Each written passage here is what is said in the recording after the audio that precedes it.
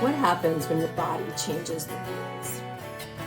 This is about diagnosis, identity, and what it means to come to terms with physical limitations as an artist and as a mother. You're watching Rebecca's Third Act, a video series where I share my midlife reboot.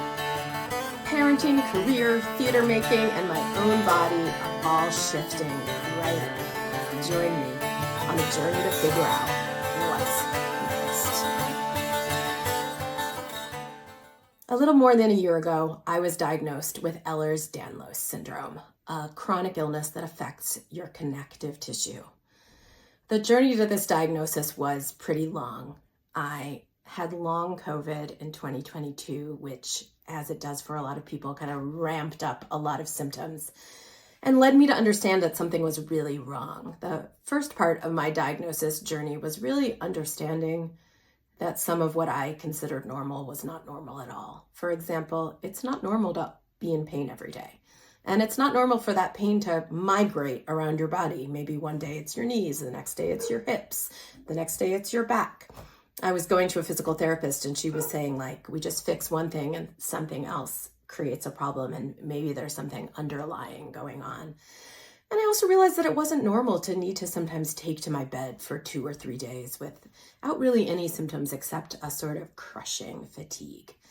So I did a lot of research and I talked to a lot of people, and I honestly got a lot of support online and began to realize that I had hypermobility and that it's possible that I also had Ehlers-Danlos, and finally found my way to an expert doctor who diagnosed me. And I've been able to make a lot of great changes and learn a lot since having a name for what is going on with me. But the next part of that was really beginning to incorporate this into my identity. What does it mean to be a person with a chronic illness?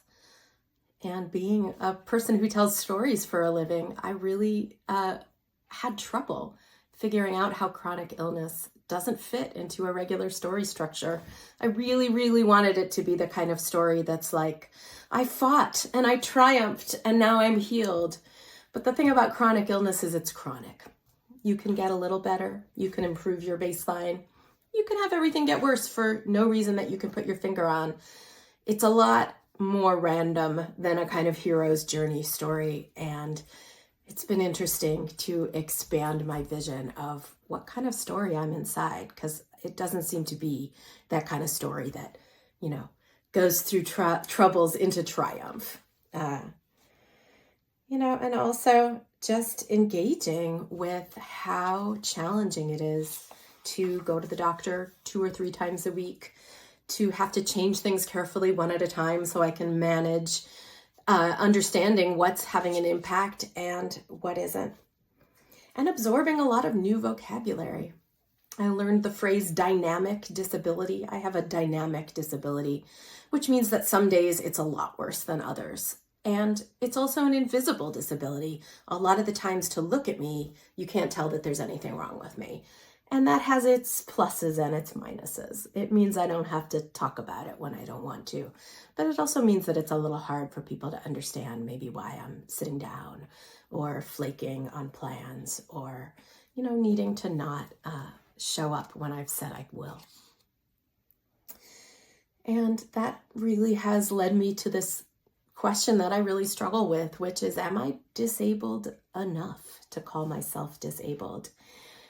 Last winter, on a trip to New Zealand, I started using a cane, and it was a very powerful moment.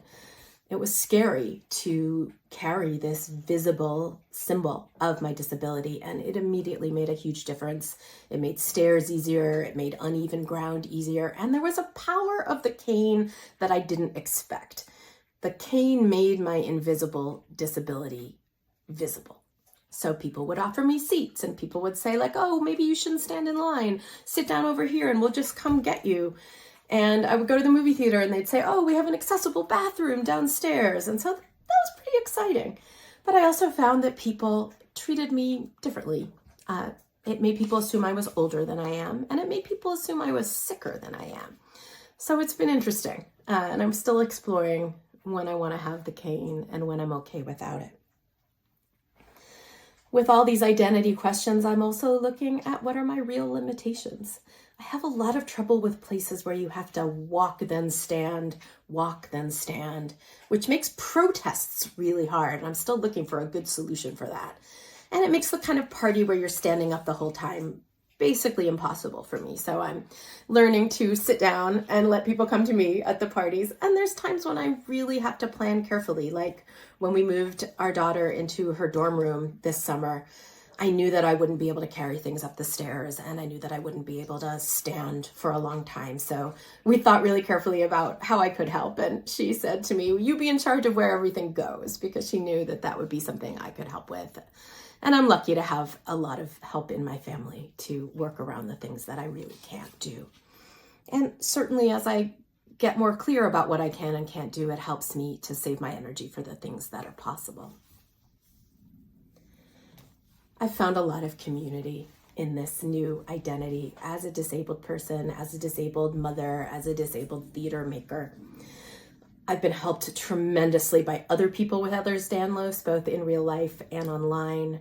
There are a ton of folks in the chronic illness community online. That's obviously a place that's more accessible for a lot of us who sometimes can't get out of bed. So if you're struggling with this, I really encourage you to see what community is out there in your computer. And I've also been really inspired to connect with the vision of the disability justice movement, and this vision that there really is a beauty and a power in engaging with the world in a different way, both the way that I now need to engage with the world and people with disabilities that are very different from mine. This has also really kind of opened my eyes to neurodivergence and the ways folks with different brains engage with the world. And this is where I think I'm really examining what is going to come into my art making from this new lens of how to look at the world. And I have to close by really giving some honor to our wonderful disabled justice pioneer, Alice Wong, who left us this week, and who was really one of the most powerful examples of somebody who shared with us the vision that she had that was not in spite of her disability, but because of it. And I hope that you'll tell me in the comments if you have your own discoveries related to identity, related to your body. And I hope you'll like this and share it and subscribe and come back for the next episode in Rebecca's third act.